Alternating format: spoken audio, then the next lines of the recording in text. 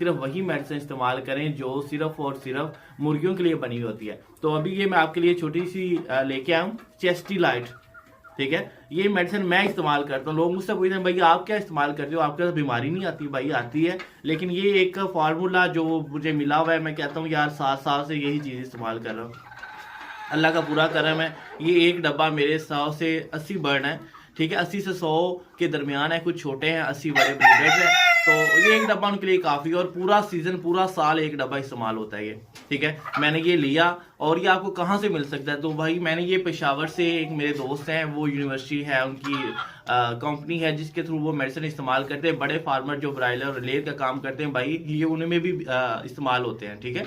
और प्रॉपर ये बने ही उनके लिए होते हैं जो बड़े फार्मर्स होते हैं। तो उसमें क्या चीज़ है, देखें, अगर आप ज़्यादा बर्ड्स रखे हुए हैं या आपके पास कम बर्ड्स भी हैं तो आप मुझसे रब्ता करो, भाई हमें ये चाहिए, ठीक है। ये थोड़ी सी